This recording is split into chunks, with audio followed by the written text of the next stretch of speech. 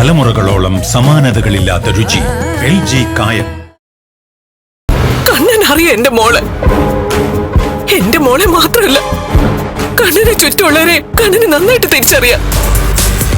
അതുകൊണ്ട് എന്റെ മോൾക്ക് എന്താ സംഭവിച്ചെന്ന് കണ്ണൻ തന്നെ കണ്ടുപിടിച്ചോളൂ. മണത്ത സാധനത്തിന്റെ വീര്യം വെച്ചിട്ട് 3-4 മണിക്കൂർ കഴിഞ്ഞ് ഇവക്ക് ബോധം വരൂ. ഇവിടെ നമ്മൾ സേഫാടാ. മഹാലക്ഷ്മിക്ക് എന്തെങ്കിലും സംഭവിച്ച തൂങ്ങാൻ പോകുന്നത് പ്രതാപന. നമ്മളവിടെ നിരപരാധി ചമഞ്ഞങ്ങ് നിന്നാ മതി.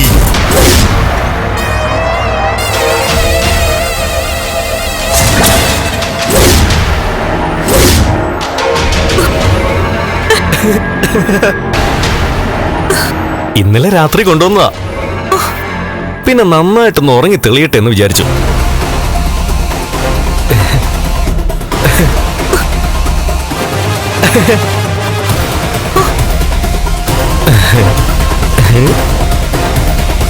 ഞാനേതായാലും 1-2 മണിക്കൂറൊക്കെ ഉറങ്ങിയിട്ട് ഒരു കുളിയൊക്കെ പാസ്സാക്കിയിട്ടാ വന്നിരിക്കുന്നത്.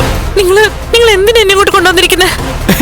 എന്തിനാണെന്ന് ചോദിച്ചാ കൊല്ലാനാ കൊണ്ടുവന്നത്. പക്ഷെ വന്ന വഴിക്ക് നിന്നെ കണ്ടപ്പോ അങ്ങനെ തോന്നിയില്ല. പിന്നെ ഇവിടെ കൊണ്ടുവന്ന് ഈ മുറിയൊക്കെ ഒന്ന് കാണിച്ചിട്ട് പോകാന്ന് കരുതി.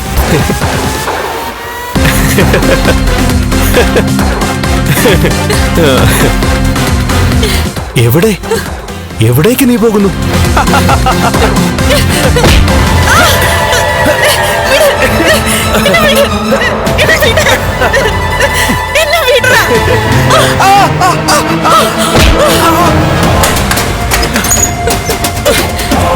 പിടിക്കാവളെ.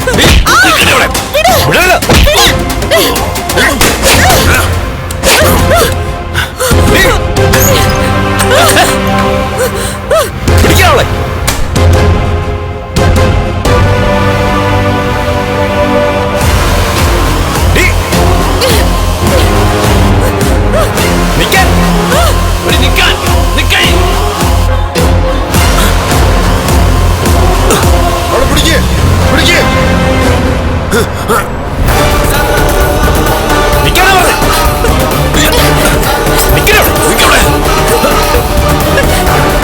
നിക്കാനല്ലേ പറഞ്ഞേ?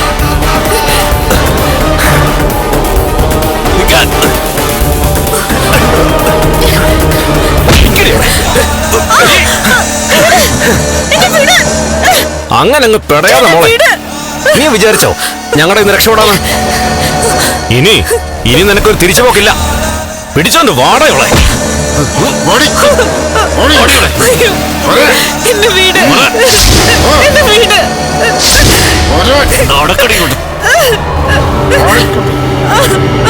കൊണ്ടുപോണ ഇങ്ങോട്ട്.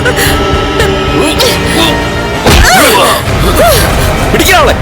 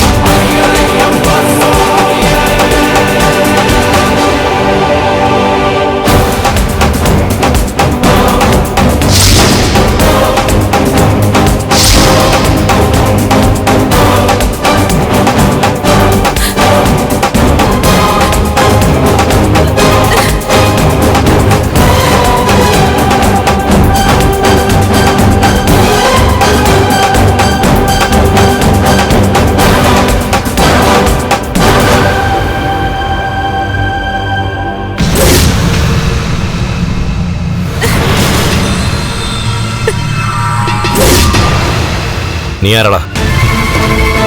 പോടാ പോടാ. വാടി ഇങ്ങോട്ട്.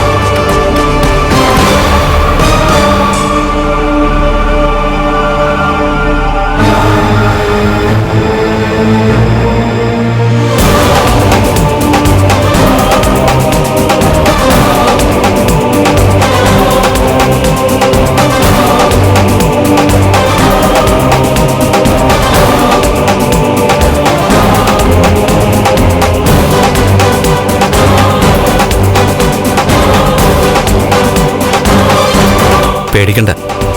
ഇനി അവന്മാർക്ക് 4-5 ദിവസത്തേക്ക് ഒന്നും ചെയ്യാൻ പറ്റില്ല. ഞാൻ എവിടെയാന്ന് എനിക്കറിയില്ല. എനിക്കെല്ലാം അറിയാം. പെങ്ങള് വാ.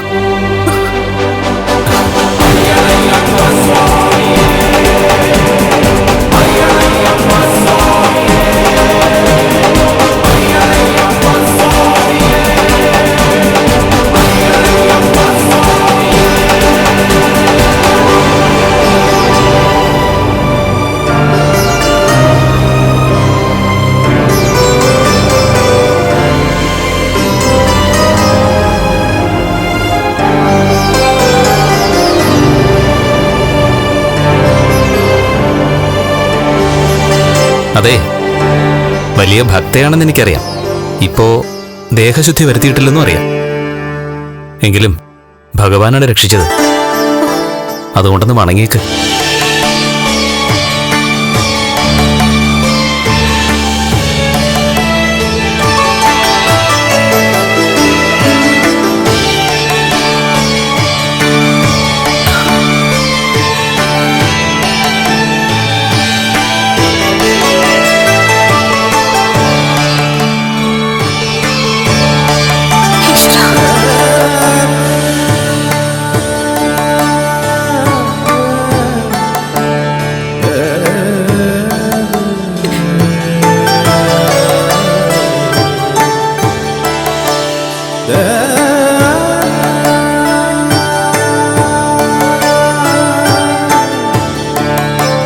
വീട്ടിൽ പോണ്ടേ?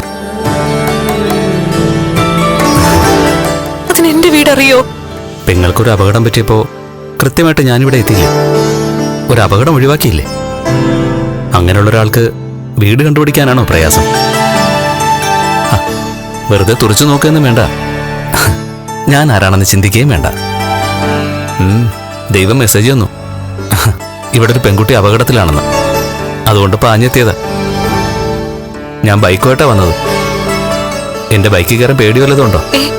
ഇല്ല. എന്നാ വാ.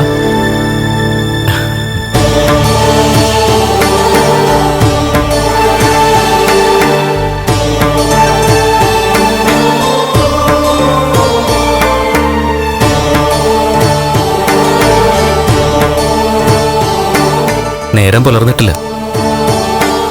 ഇവിടെ കുറുനരികളൊക്കെ ഇറങ്ങുന്ന സ്ഥലവാ. അതുകൊണ്ട് ബൈക്കിൽ കയറില്ല എന്ന് പറഞ്ഞാലും വീട്ടിലെത്താൻ ഇതല്ലാതെ വേറെ മാർഗമൊന്നുമില്ല. എനിക്ക് നിങ്ങളെ ഭയമില്ല. എന്നാ പിന്നെ നടന്നോളൂ.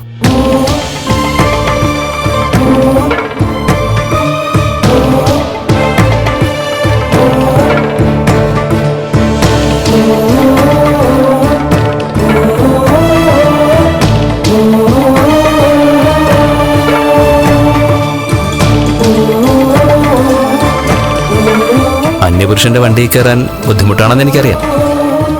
ഇയാളെ പിന്നെ ഞാൻ പെങ്ങളെന്നാ വിളിച്ചത്. ആങ്ങളുടെ വണ്ടി കയറാൻ ഒരു പെങ്ങൾക്ക് മടിയുടെ ആവശ്യമൊന്നുമില്ലല്ലോ, അല്ലേ മഹാലക്ഷ്മി? അയ്യോ, എന്റെ പേരെങ്ങനെ അറിയാം? എങ്ങനെയൊന്നും ചോദിക്കണ്ട. മഹാലക്ഷ്മിയുടെ പേരും അറിയാം, മഹാലക്ഷ്മിയുടെ കണ്ണേട്ടനെ അറിയാം.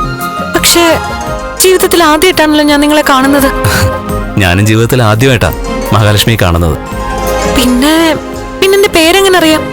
ആളെ കണ്ടപ്പോ തോന്നി പേര് മഹാലക്ഷ്മി ആയിരിക്കുമെന്ന്. ഇങ്ങനൊരു മഹാലക്ഷ്മിക്ക് കണ്ണൻ എന്ന പേരിൽ ഒരു ഭർത്താവും ഉണ്ടാവുമെന്ന് ഊഹിച്ചു. ഞങ്ങളെയൊക്കെ നേരത്തെ അറിയാം അദ്ദേഹത്തിന്. തർക്കിച്ച് നിൽക്കാതെ കയറാൻ നോക്ക്. നേരം പുലരാൻ തുടങ്ങി, ഒരുപാട് ദൂരമുണ്ട്. പെട്ടെന്ന് കയറ്.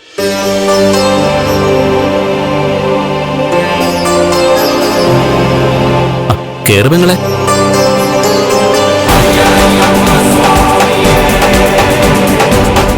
പോവാം.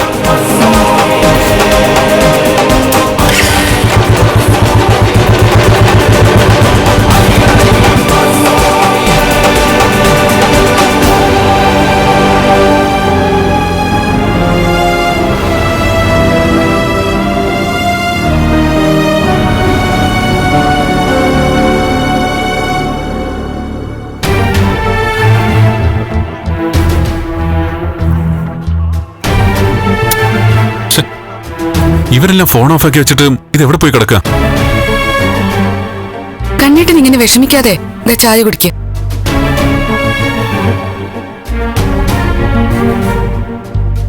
എന്നെ ഒരു കാരണവശാലും മഹി ഇങ്ങോട്ട് വിളിക്കാതിരിക്കില്ലല്ലേ? പ്രത്യേകിച്ച് അയാൾ അയാളുടെ വീട്ടിൽ പോയി നിൽക്കുമ്പോ. ഇവിടെ അയാളും അയാളുടെ അമ്മയും മൊബൈൽ ഓഫാക്കി വെച്ചിരിക്കുക. എന്നാലും ഉറപ്പിച്ചോ, രണ്ടാളും കൂടെ ഏതെങ്കിലും അമ്പലത്തിൽ പോയതായിരിക്കും. അങ്ങനെ പോയെങ്കിൽ ഒന്ന് പറഞ്ഞിട്ട് പൊയ്ക്കൂടെ? ഇന്നലെ രാത്രി വിളിച്ചപ്പോ പോലും അമ്പലത്തിൽ പോകുന്ന കാര്യം അയാൾ പറഞ്ഞിട്ടില്ല. രണ്ടുപേരും കൂടി ആവും പോയത്. അമ്മയും മോളും കൂടി ഒരുമിച്ചൊരു തീരുമാനം എടുത്തതായിരിക്കും. എന്റെ ലേഖയെ ഇതുവരെ മഹിയെ നിങ്ങൾക്കാർക്കും പിടികിട്ടിയിട്ടില്ല. ഞങ്ങളുടെ കല്യാണം കഴിഞ്ഞ ശേഷം അയാൾ എങ്ങോട്ട് പോയാലും എന്നോട് പറയാതെ പോവില്ല. എടാ കണ്ണ, രണ്ടാനച്ഛനും അയാളുടെ അമ്മയും മഹിയെ കൂട്ടിക്കൊണ്ടു പോയത് സ്നേഹിക്കാനാണെന്ന് നിന്നെപ്പോലെ തന്നെ ഞങ്ങളും വിശ്വസിച്ചിട്ടില്ല. അതങ്ങനെ നിൽക്കുമ്പോഴും ഒരു കാര്യം ഞാൻ പറയാം. നിന്നെയും നിന്റെ സ്വാധീനവും ബന്ധങ്ങളും എത്രയെന്ന് അറിയുന്ന കൂട്ടത്തില ഈ പ്രതാപൻ എന്ന ആള്. അതുകൊണ്ട് നീ ഭയക്കുന്ന പോലെ പെട്ടെന്നൊരു അറ്റാക്ക് അവരുടെ ഭാഗത്തൊന്നും ഉണ്ടാവില്ല.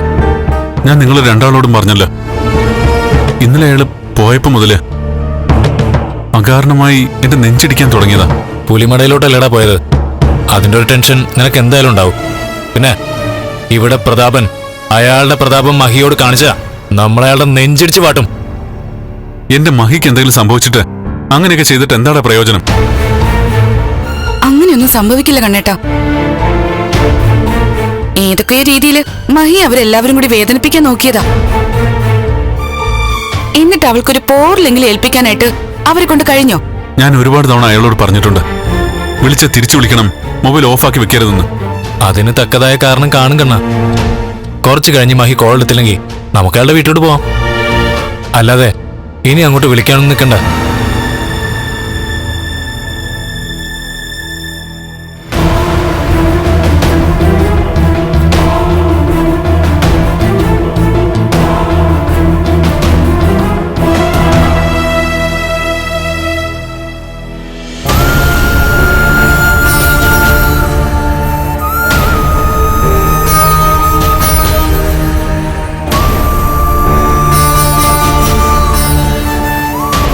എന്റെ മരുമോ വിളിക്കുമ്പോ എന്തു പറയും? എന്റെ മോള് എവിടെയാ? എന്റെ കുഞ്ഞിനെ ജീവനോട് തരണേ അമ്മ.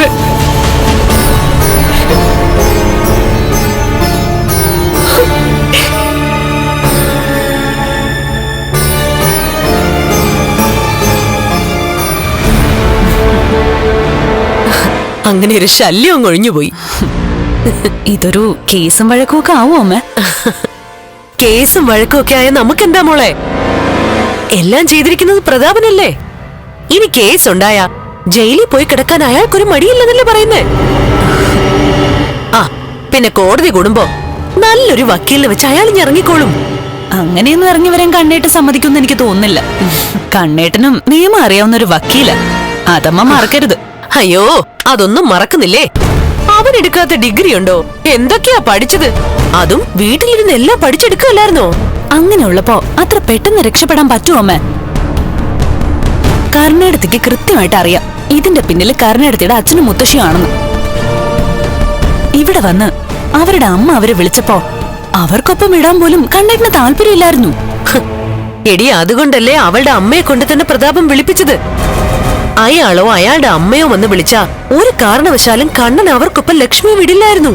ആ അതെ അമ്മ. അമ്മേ ആ എടാ മോനെ, അവിടുന്ന് വിളി വല്ലതും വന്നായിരുന്നോ? ഇല്ല. എന്തായാലും ഏടത്തിയായിട്ട് മത്സരിക്കാൻ ഇനി അവൾ ഇവിടെ കാണത്തില്ല. അതാണ് വലിയൊരു ആശ്വാസം. ആ, കണ്ണൻ വിളിക്കോ മറ്റോ ചെയ്തോ? ഇല്ല, ഇനി അങ്ങോട്ടൊന്നും വിളിക്കണ്ട. ഇപ്പോഴെന്തായാലും കാര്യങ്ങളൊക്കെ അറിഞ്ഞോ? അറിയട്ടെ അറിയട്ടെ. ഒരുത്തി അയാളുടെ ജീവിതത്തിലേക്ക് വന്നപ്പോ അവളെ തലയിൽ കയറ്റി വെച്ചോണ്ട് നടക്കുമായിരുന്നല്ലോ. അപ്പോഴേ എനിക്ക് അറിയായിരുന്നു തിരിച്ചടി ഉണ്ടാവുമെന്ന്. ഏതായാലും കിട്ടിയല്ലോ. കിട്ടേണ്ട രീതിയിൽ തന്നെ കിട്ടി. മേക്കേട്ട് അറിഞ്ഞിട്ട് ഭയങ്കര സന്തോഷത്തില.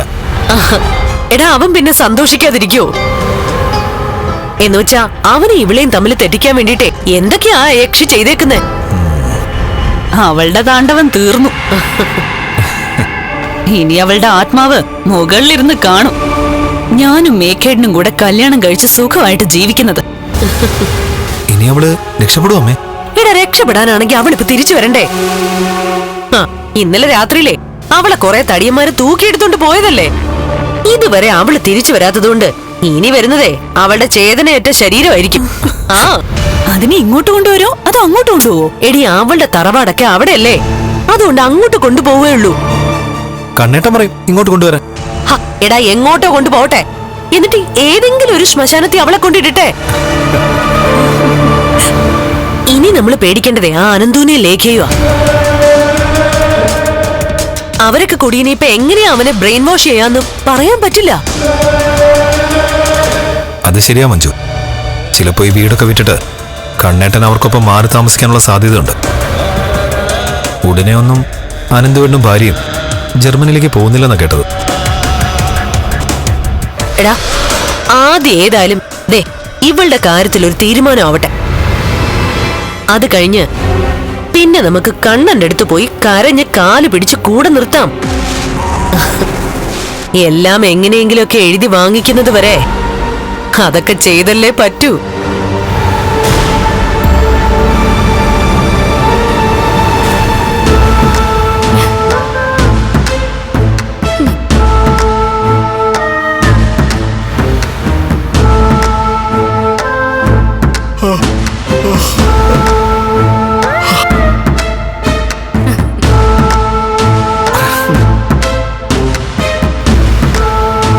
ആഹാ, മോക്കിന്ന് പതിവില് സന്തോഷമുണ്ടല്ലോ.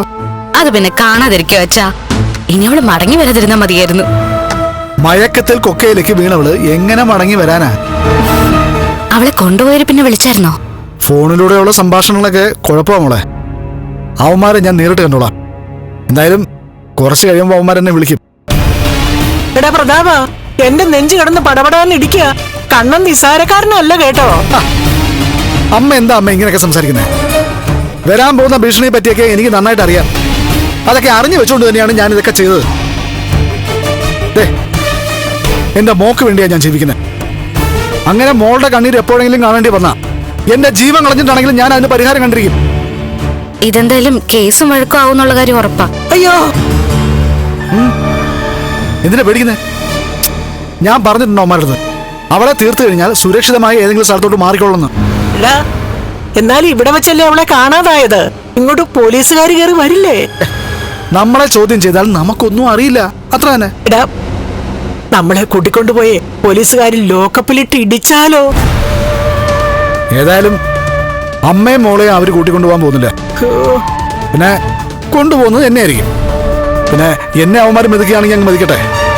എന്നാലും എന്റെ നാവിൽ നിന്നൊന്നും അറിയാൻ പോകുന്നില്ല. ഇവിടെ നമ്മളെ ചതിക്കാൻ ഒരാളുണ്ട്, എന്റെ അമ്മ തന്നെ. അങ്ങനെ അവള് ചതിക്കുകയാണെന്നുണ്ടെങ്കിലേ മഹാലക്ഷ്മിയെ കാണാത്തതിന്റെ അലകളൊക്കെ കെട്ടണയുമ്പോ അവളുടെ അമ്മയുടെ കാര്യത്തിൽ ഞാനൊരു തീരുമാനം ഉണ്ടാക്കും. പിന്നെ അവള് ശബ്ദിക്കില്ല. അതുകൊണ്ട് മോക്ക് മോളുടെ അമ്മയെ വേണമെന്നുണ്ടെങ്കിൽ അവളോട് നാവടക്കി ഏതെങ്കിലും മൂലയിലോട്ട് ചുരുളാൻ പറ. ഇപ്പൊ അവൾ അമ്പലത്തിലേക്ക് പോയിരിക്കുക, ദൈവങ്ങളെല്ലാം വിളിച്ചുണർത്താൻ വേണ്ടിയിട്ട്. ഇനി അവള് ദൈവത്തിന്റെ മുമ്പിൽ പോയി എത്ര നിലവിളിച്ചാലും ശരി, ദൈവങ്ങൾ ഉണരാൻ പോകുന്നില്ല. അതുപോലെ തന്നെ എന്നേക്കുമായി ഉറങ്ങിയ അവളുടെ മകളെ ഉണർത്താൻ ഒരുവിധ ശക്തിക്കും കഴിയത്തുമില്ല.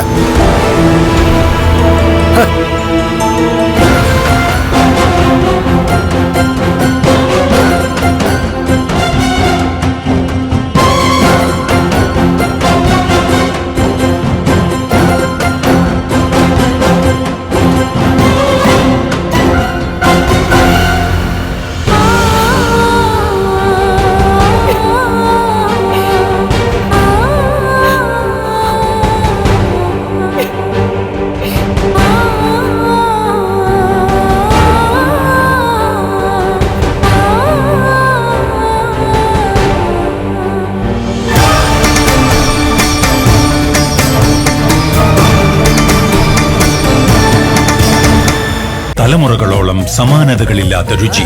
LG കായം.